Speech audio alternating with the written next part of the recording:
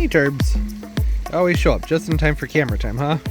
Yeah, it's okay. I think everybody likes you. It should be alright. Hey, what's up, garden friends? Jeff here. What's everybody doing? I hope you're doing well. I'm great. I've got a fun package back here.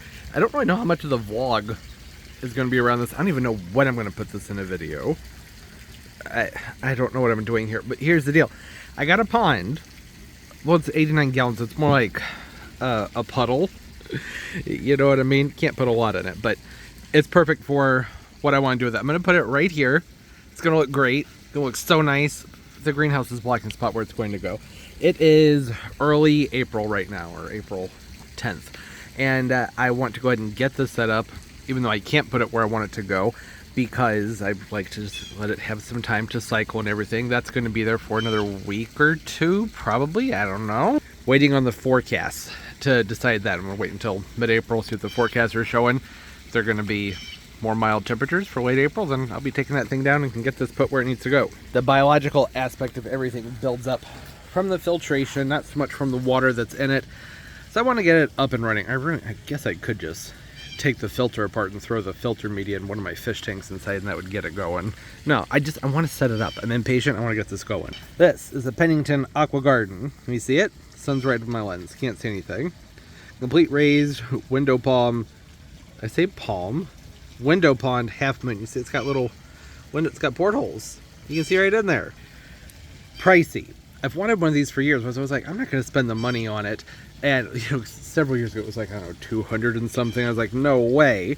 And the price went up to 500 and something. I said, absolutely not. And then the price came back down. It's how the economy's been, the last 5 to 7 years. And they were like 300 to 400. And I said, nope. And then this tariff situation happened. I said, oh, you know what? I'm going to go ahead and get one. Found it for a decent price. So, went ahead and grabbed one.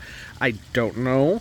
These are going to be reasonably priced by the time this video comes out. Nobody knows what's going to happen. Holds 89 gallons, comes with a filter. The filter has a light on it. Reviews on this are pretty good. There are lots of videos of people setting these things up, so I'm probably not going to do the whole setup process in the video, because here, look at what you got to do here.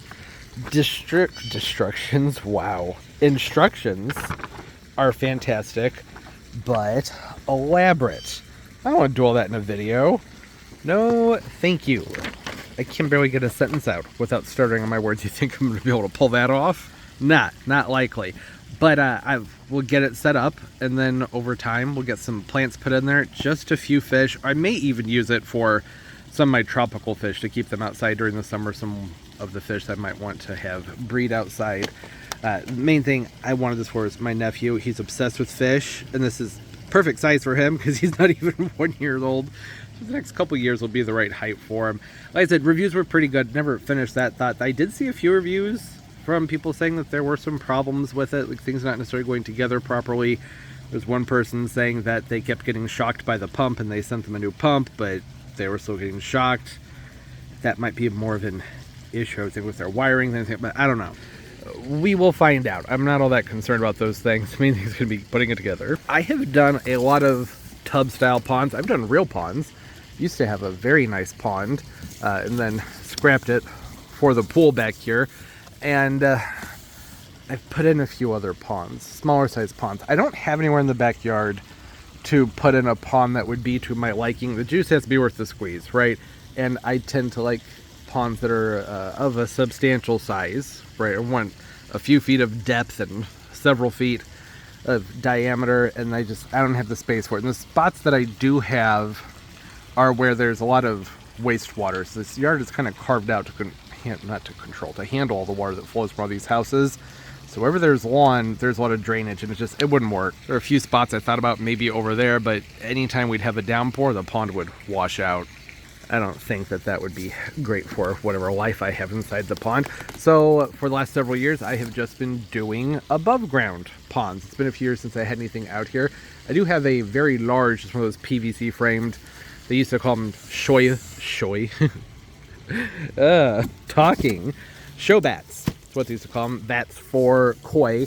And now I think they just call them like pop-up ponds or above ground ponds. I don't know. They're much more common now. They used to be hard to find. I used to have a big one of those over there. I've used troughs. I've used gigantic, just huge planters back when those were more affordable. Nowadays, you want a planter that's over 30 inches in diameter, you spend a few $100. That's why I was like, let's just do this. Just do something with the portholes.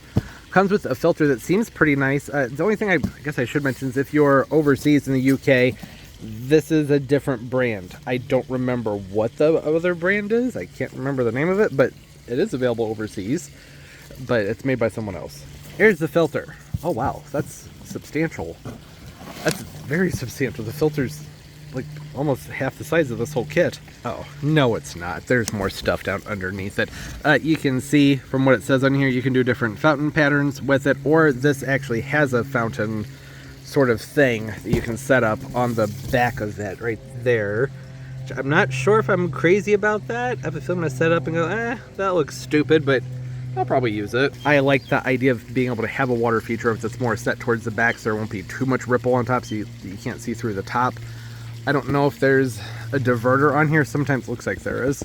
Sometimes you have a valve so you can open and close. You have water that will keep flowing from underneath and from the top. That would be ideal. I have so much filtration equipment around here and air pumps and stuff like that. I'm not really that concerned about the filter, but I think it's nice. From what I can see, it's only 190 gallons an hour, but this is only 90 gallons, so that's fine. There'll be plants and things inside of here, so that's going to contribute to a lot of the filtration. Yeah, it's got all kinds of stuff on it. The stuff being information, lots of information. Okay, the parts and pieces just keep going.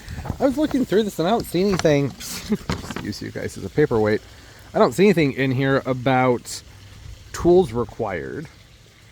I don't know if that's just an oversight or if there are no tools required. That would be pretty neat. I've read through this, which doesn't mean I'm not going to screw it up. I probably still will. But it looks like you set it up upside down and then you flip it over and do the other stuff. Yeah, I'm not seeing anything on here about tools required, so I guess you don't need any tools. It comes with a tool of some kind, and I guess that's it. I don't need a screwdriver or anything. Huh. Okay, well that's interesting. I'm gonna get going on this and we'll pick up at different points throughout the process. If you were wondering what was inside the box, here you go. This is what was on the bottom of the box. So layer 1, these are the frame pieces, and then the tool that's required, various clips. And then over there is the liner. I went in and laid that out. It's not stiff enough to need to be laid out, but I thought getting some sun on it, which there was sun until that happened. There was sun. But again, it's kind of flexible, so I don't think you need to lay it out. Side panels were in a separate box, and then the filter. There's also an underlayment that came with it. I'm going to hold on to a bunch of this cardboard and double up on the underlayment. This is going to be on top of the patio here, so probably not necessary, but I'm going to be setting it up and then having to drain it and move it, so better safe than sorry. Have some extra cushioning underneath it. Probably wouldn't be a bad idea. I wonder what the heck this thing's for. Got it all unpacked, and I have to say, this is, without a doubt, the best labeling I have ever seen on anything I've ever had to put together. Top rail, front, corner panel to the inside. Leg cross brace, corner to the inside. I mean, this is fantastic. I put together a parrot cage a couple years ago that didn't even come with instructions. That thing over there, awful. The aviary, took an eternity. Half the stuff wasn't labeled, but this is fantastic. There shouldn't be a lot of guesswork going on here. All I have to do now is read, which I don't really want to do, but I guess I will since they put all the trouble into putting the stickers on everything. You know, normally you just go like, oh, this makes sense, but I'll follow the instructions. Do it the right way. They do want you to lay out the underlayment first and assemble on top of the underlayment. I'm not putting this together right. The spot where I'm going to put it, I have to do a bunch of clearing out on. I also didn't mention one of the other reasons I'm putting this together right now is because, okay, all right. Okay, it's because I have some aquatic plants coming in the mail tomorrow.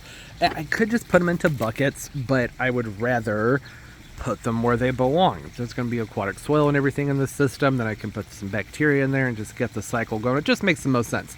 Except that I am kind of under the impression that they don't want you to move this around. Seems like they want you to put it together where you're going to keep it. I would think if it's going to hold 90 gallons of water, it should be pretty sturdy, right? One would hope. That's the main thing, is that just to move it. Maybe I'll use another person. Oh, let's get it together, right? Kind of set the whole thing up and then can decide the best thing to do with it. But maybe I'll get somebody to help me so I'm not lifting it and distributing the weight unevenly. First thing I'm supposed to do is lay out everything into a half moon, which is what they're showing right here. See that?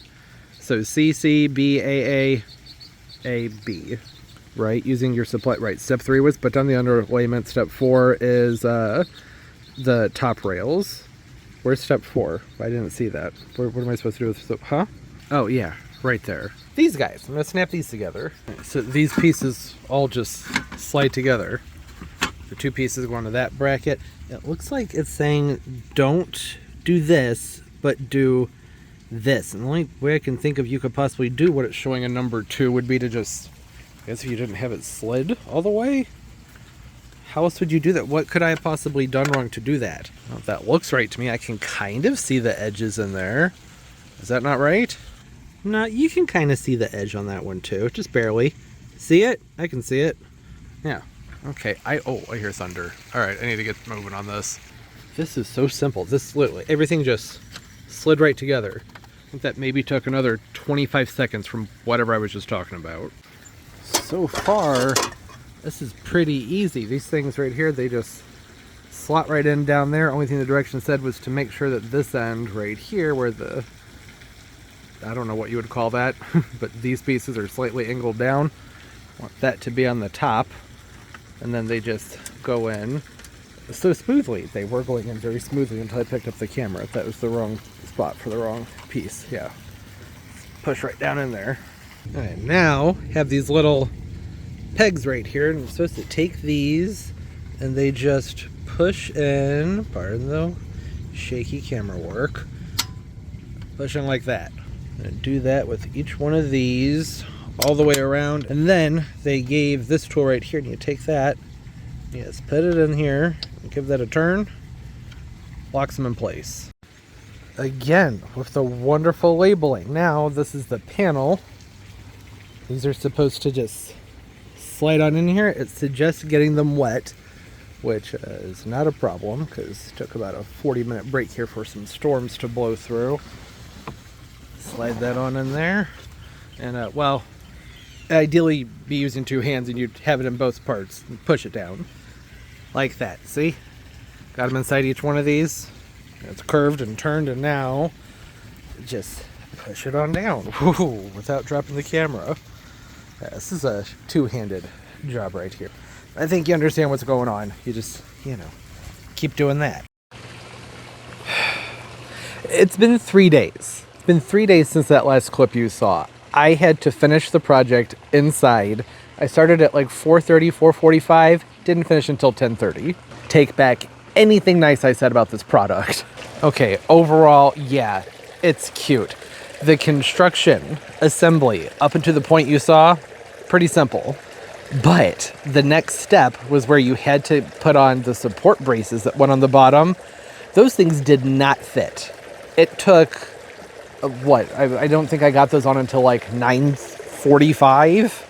And I did take like a 1-hour break maybe to do some cooking and some stuff around the house. But still, it took me and another person about 3.5, 4 hours to get that one step done because the pieces just didn't fit. So like we were straddling it, stretching it, and pulling to make the pieces fit into place.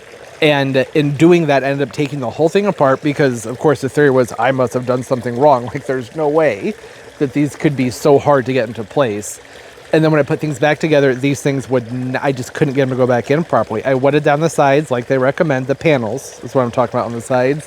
That did not help, and so I put Vaseline on them. That didn't help. And then just broke out lubricant. That didn't help very much. So some of them wouldn't even go in all the way. And because of that, some of the feet don't fit because they have to be up all the way for the feet to fit. Overall, I do like it, but the assembly was just asinine. I have put the water in. I dropped a lily in there. I put together a planter. There's all these things to talk about moving forward. I was very frustrated with this process. Now that it's up, I do like it. I didn't finish putting the liner in because I couldn't get my fingers up into that cranny to pop the ring into place, but I figure it doesn't matter because in a few weeks it's going to be moved over. It's going to go over there behind where that greenhouse is, so it doesn't matter. I'm going to have to drain it down and move it. There already some fish in here. I just pulled them from the pond in the garage, put them in here. It's cycled. So the filter came with ceramic rings, and I was like, yeah, these are cute and everything. I just put my own stuff in there that was from the pond, so it's fine. I let it run for about a day and a half, and then I moved the fish in here once the temperatures had adjusted. I did put a heater in just to stabilize things. This is the time of year where like it was 86 yesterday, and it's supposed to be 43 in a couple of days, so that's not great for the fish. And something like this, that's going to shift things around too much. So I put a heater in there to help keep the temperature stable. There's a way to take your cords and wrap them down and underneath. It's in the instructions. It's pretty simple to do. I didn't do that because I'm going to be moving things. So that is something to keep in mind. You don't have to look at the cords. And it also came with, where are they? Came with these little pouches. I have them over here on the table. Right here. Right here. So they came with these planting pouches that you can snap into the sides. And I was like, okay, yeah, that's cool. Interesting concept, but that's not going to be big enough for the kind of stuff I do. I didn't bother with those, but I think that that's a nice touch. So they can snap in right there and then right there. I'm using an Aquascape floating planter, and the reason it's sitting up right now is because Aquascape soil is so heavy that it doesn't float. Why people can't just make things in a logical way, I don't really understand. So I already removed a whole bunch of the soil. I'm going to remove the whole thing. I'm going to start it over again. I'll probably do that in a few minutes. And I'm going to mix in some leca to help redistribute the weight and lighten things up. And then I still have to I don't have to. I'd like to keep it top dressed with gravel. That's just a single layer of gravel. It's not that much. It's just their soil is meant to be very heavy to help hold hold your tubers down for your water lilies, which is great. It's a nice touch. See that? The water lily, it's weighed down. Only other thing I will say about this is I'm somebody who loves fountains. I love the sound of water. I mean, I have fountains all over the place. There's one over there. There's one up here that's not running right now, and I have another one over there. Something about this one I find to be annoying. I was sitting over here last night having a conversation with somebody, and I could barely hear anything they were saying over this. That's why there's this filter pad with a clamp on it, because I took that and I clamped it to the edge of the fountain to help muffle the sound. It's not my favorite thing, and not to be a jerk, and you know, this is all subjective, but I think this is kind of ugly, right? It reminds me of a bowling alley or something like that, someplace with a rubberized floor of some kind, which bowling alleys don't have rubberized floors, but that's what it reminds me of. I think I would have preferred that be just black instead of just looking like it has paint splatter on it. It is good construction. Very good construction. That is solid. It's solid. It's a nice, tough piece of metal. There's nothing to cap it, so I had thrown some carbon in here, and I put that on top thinking, oh, that'll work, but no, it made the water backflow out the back, and if there's a cap on there, it could be pressurized, but it's okay. It's ugly anyways. There's not much reason to improve on it. I'm probably just going to do something to change it up completely. Could do something with foam and rock and make a fountain or a fall of some kind that has more of a trickle to it, or I could just not use it altogether and use one of my many other fountains. This filter is a nice filter, and I do think that the filter is like probably the bulk of the cost with this thing. I don't think this is powerful enough. It's 190 gallons per hour, and the argument with that is always that, well, if it's a really efficient filter, then it doesn't need to do the old school rule, which is 10 times per hour you want your volume turned over. Most people don't really follow that anymore. That's, like I said, that's an old school mentality. So that would have meant that the filter in here needed to do 900 gallons an hour. This is about 90 gallons. I do think that that might be overkill. Maybe too much flow for the goldfish that are in here. But 190 is also just not very strong. You can see I have the carbon pads in there. It's because the water was really cloudy, and that's normal. Typically, you set these things up and you just wait for it to decloud, but it was from the pots. When I put the pots in here, this one and that one, it got all dusty and mucky, and I waited until late last night, and that filter just wasn't doing it. Too slow to get the water cleared up. So I grabbed some carbon pouches. That was more just help with clarity. That's not really going to help remove particles. But I put them around some internal filters, which I don't think you're going to be able to see because I'm squeezed way down in there. But I have some cheap, I think they're $15, just internal filters. It's a power head with some stuff underneath them that do 300 gallons an hour. I dropped those in there, and this morning woke up and, oh, wouldn't you know, the water's crystal clear because it actually got moved through a filter. That makes a big difference. These filters are pricey. It has a UV sterilizer in it, and that is one thing that is going to be great about the 190 gallons per hour, is that slower contact time with the UV bulb is going to make it more effective. So that should really help with algae buildup and having to worry about pathogens and whatnots inside of the water, so long as you remember to change that bulb and to do it properly. About every 10 to 14 months is where I like to be with changing UV sterilizers. They really help a lot with keeping the water nice and clean. Typically, I rely on my plants for the water staying nice and clean. It makes a huge difference having live plants. These are my floaters up here. Pick those up from Lowe's. There is a variegated Icarus back here, one of the Spiralis rushes, and a Prince Tut Papyrus. I'm pretty sure it's the Prince Tut. It's the one that goes about 30 inches tall, so it's not one of the huge ones. It's a nice sized plant. I also have a rain lily down here on the ground that I haven't put in there yet. And then this water lily is, oh gosh, what's its name? It's one that I really like. What's it called? Citrus Twist. It's a hardy water lily. Sometimes that people can be thrown off by that if they have good variegation on their foliage, on their pads. But you can see the pads are nice and flat all the way around. Typically, tropical water lilies have a ripple on the edges of their leaves. Not always, but typically. So this one's good. I believe they call it like a zone 5. It can freeze, but that's a whole different thing. The reason I like the Citrus Twist is because it tends to have a smaller rhizome on it, smaller tuber. With these, what you doing? You're not going to get the fish. Is this going to be a problem? I have a feeling this is going to be a problem. It has a, well, kind of a citrusy flower on it. It's more of a very, very, very light yellow to peach flower on it. It's supposed to bloom very abundantly. It's supposed to be a really strong bloomer, and it's supposed to maintain a smaller size as far as the rhizome, the tuber, is concerned.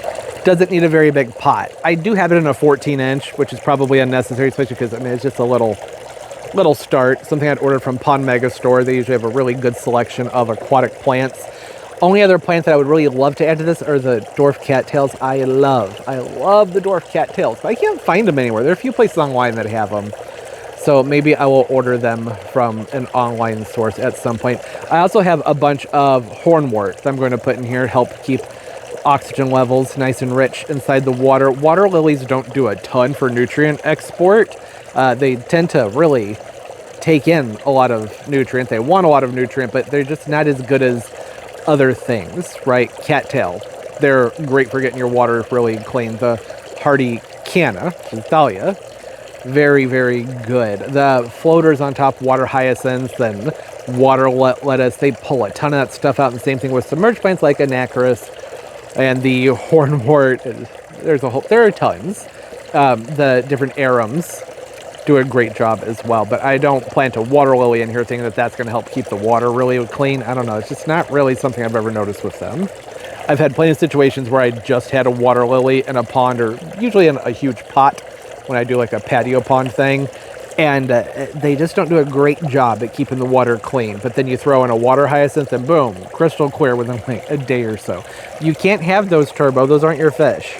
I just realized that the audio might be absolutely crazy annoying because the sound this fountain makes isn't all that pleasant. I don't hate it.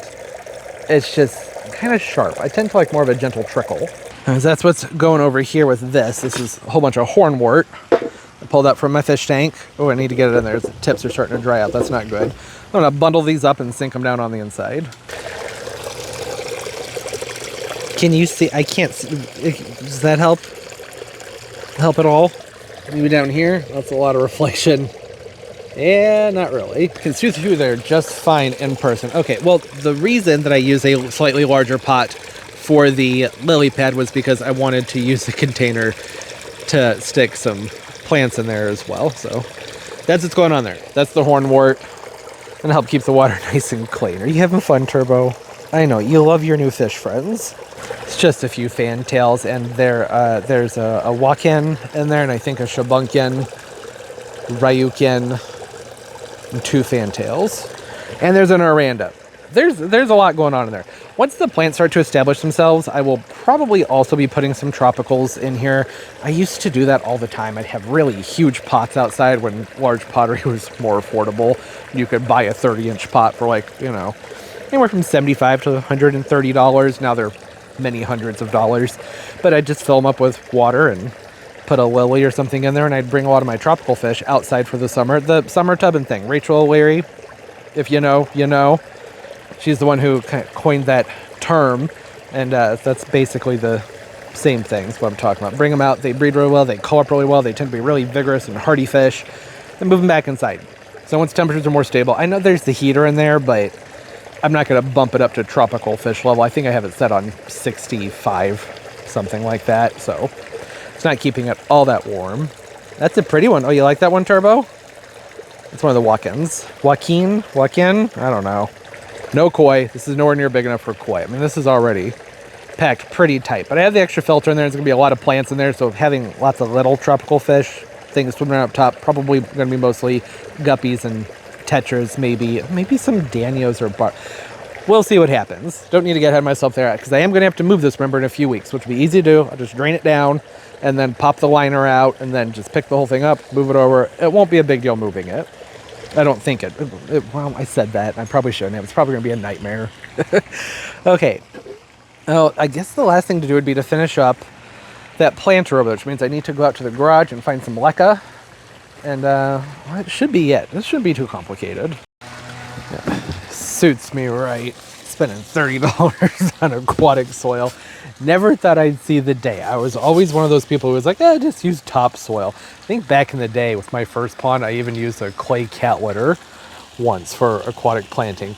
Worked okay. It's messy. And, oh, actually, hold on. Getting ahead of myself with my ranting. I'll pull the gravel out first. I don't think mixing gravel in with the potting mix is going to help lighten it up at all. Right? That's just going to weigh things down. There's not that much in here, which is why I was surprised that this was sinking down so much, but, well, like I said, the soil is made to be heavy. They sure did pull that off. Can't even use it in their own floating planter. You see, there's a good, probably inch, I would say, rim. Didn't fill it up all the way, but stuff is heavy. Now, I could have gone into this and use some of that spray foam in here in these gaps. That's an option.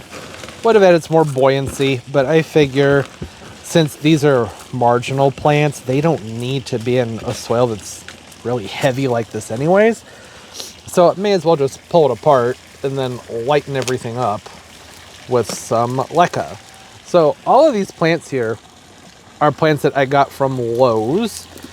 Not sold as pond plants, they're just plants that you can also grow in the water. There are a lot of plants like that, actually. And really, as long as the water is circulating and warm and you're not submerging things too deep, you can put just about anything in a pond setting as long as it's circulating water, that is. Some gravel did get down in there fairly deep. I don't know how that happened. Yeah, so what I did with these, just to be safe, with these plants was I pulled them from their containers. I got as much of the soil out as I could, and then I soaked them overnight, all these, to about, I tried to submerge them all the way. My bucket wasn't enough, so I submerged about this much of them and the roots in water, let them soak overnight, and then I rinsed them very, very, very thoroughly. Only reason I do that is to make sure that there aren't any pesticides or any of that junk trapped down in here. Don't want that releasing into the water. Maybe anything that's been sprayed on the foliage too, because if it rains, that can all drip off into the water. It's not, I don't want to say it's an unnecessary step, but I think it's just one of those things where it's, better safe than sorry, right? There we go. That's going to help. Get that blended together. Mix it up really well. This stuff is going to be nice. It's going to allow more oxygen around the roots. This is still going to be able to wick up plenty of moisture for the roots of the plants. Yeah, that's good. Good. I'm liking that texture. Probably try and work in some more of that. keep going with that. I just realized that my hands are covered in whatever this is. I can't hit the pause button on my recording, so I'm just gonna keep going and try and do the best I can. Not let there be any pauses that are too long or awkward here. There we go. This is still pretty heavy. That's definitely still got some heft to it, but I don't know, hopefully it won't be as much, because I would love for this thing to float. Won't be the end of the world if it doesn't. The papyrus, that has to go in the back, right? Because it's going to get the tallest. This one right here isn't going to get much bigger than this, but it's going to spread out some. The acris, these can put on some good size. Everything here, by the way, I should have mentioned, is perennial except for the papyrus. So another way I could have said that would be that these two are perennial, good to zone 5. The acris sometimes will even be evergreen. It just, for me, has always depended on my winters. Never really know if it's going to be evergreen or not. Around here, things are really icy, then they tend to defoliate, cut them back about an inch high or so. They come back for you. Okay, I think that's pretty good. Did I miss any gaps in here? Maybe put a little bit more back here. Fill that in. Make sure that guy's standing up straight. It feels lighter. You can see looking at the tray, this is all what's left. A few handfuls of stuff that's not back in there. I am still going to top dress it. I know it's going to add some weight, but it just makes life easier to have it top dressed. You can put some more soil back here, because that way when we have heavy rainfall, it will help prevent the gunk that's in here from washing down on top of everything. And the frogs. Frogs will be getting in and out of this thing, and it will help keep them from tracking as much gunk back into the pond. I'm not putting all the gravel back in. It was just some of it. I think, can I use my knuckle? I'm gonna pause right here. I was just about to put this back in the pond and I forgot I have these rain lilies here that I wanted to work into this, which I wish I would have remembered before I started top dressing it with the gravel. The rain lilies, here's the name on them, somewhat faded. You can't really read it. It's the Frances, grandiflora. This is the pink one. They have a nice, almost allium-like shape to them. Do really well in bog type plantings. Whew, you see this one's planted up purely in sand, which is a way to do it. Nothing wrong with that. Now this, ooh, that has some stink to it. You know, pond stuff. If you know the smell, is what I was going to say, then you are a pond enthusiast, because you have to learn to live with some stink when you're replanting some of these things. I had some of that sand back in around the tops of them. So I was just going to take these and divide them up like so, and just spread them around in here. The rain lilies, they bloom around here anyways, usually mid to late July and on into the frost, into the fall, and their blooms are oftentimes triggered by the rain. That's why they are called rain lilies. And they're really good at peeking and poking up through things. That's why I thought these would be fun to just stick around in here and plant them around in various spots of the planter, so that later in the year we get some weather and they'll just shoot up random flowers from inside the foliage in here. Really pretty pink flowers here. They have a nice cup shape to them. Really, really like them a lot. I think that put all the roots down in there. You don't submerge them all the way. I don't know if you saw it. Didn't do a great job at showing it off.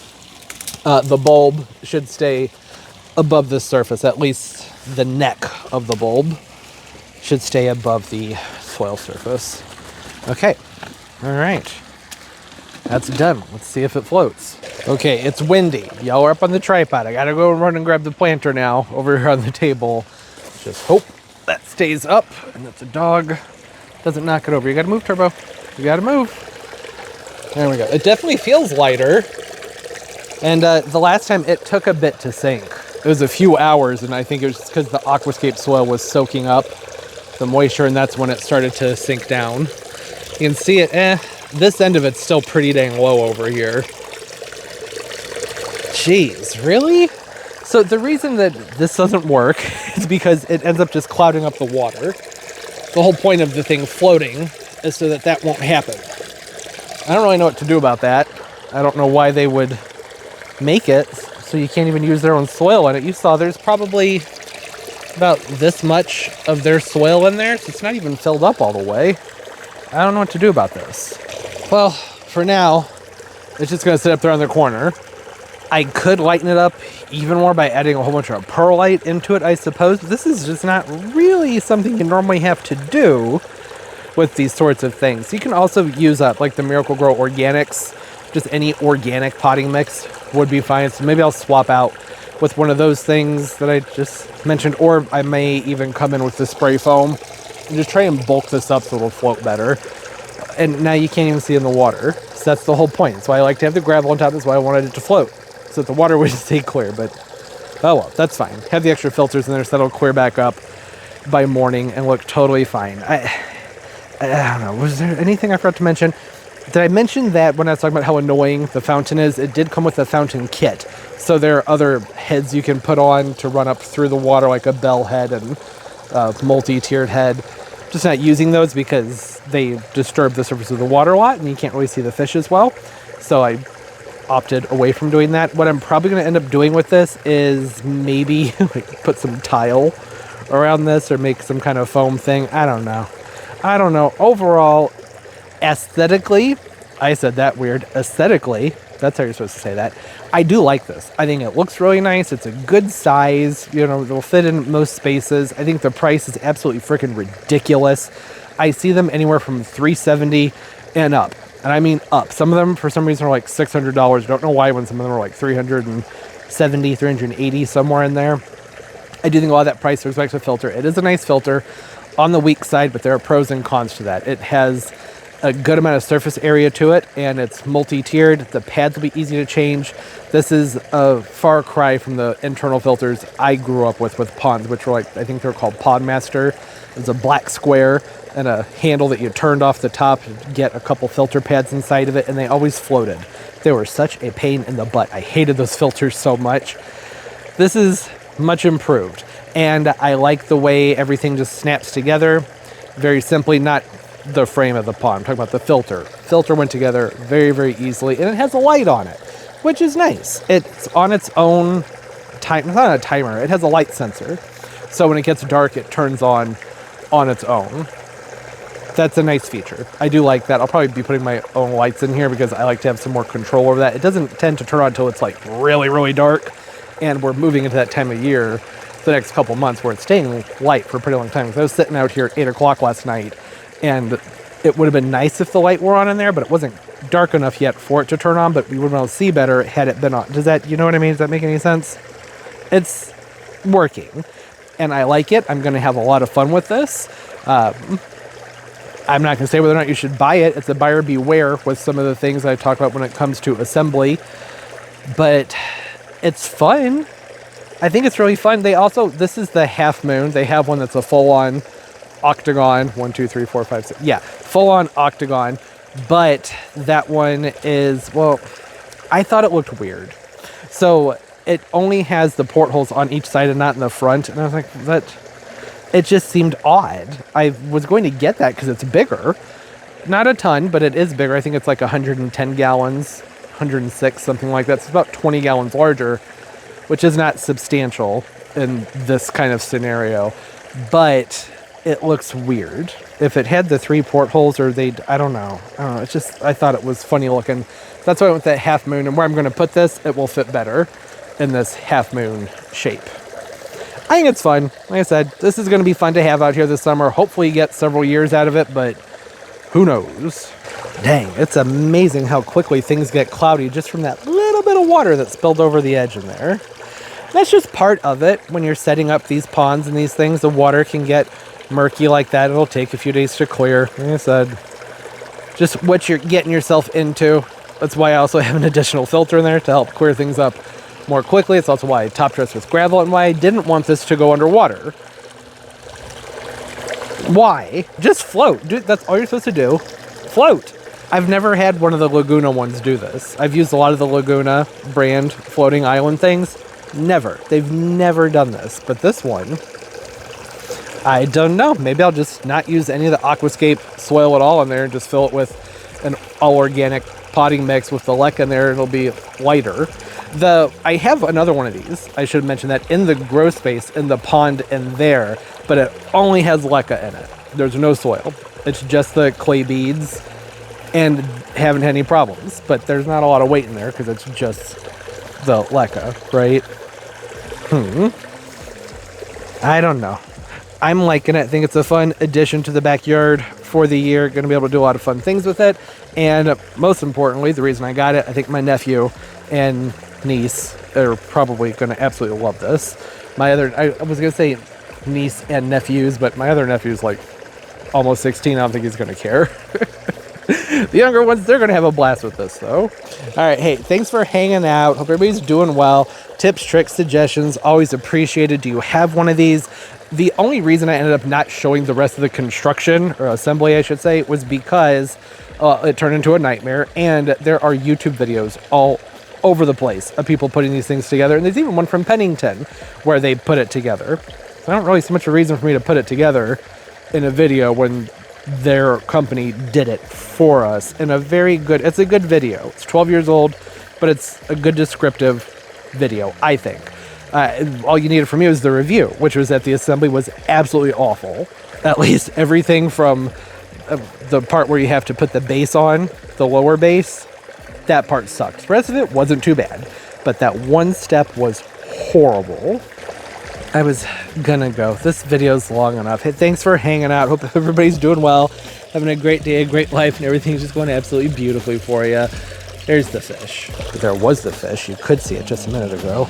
And all right, as always, and most importantly, everybody, keep on growing. Bye-bye.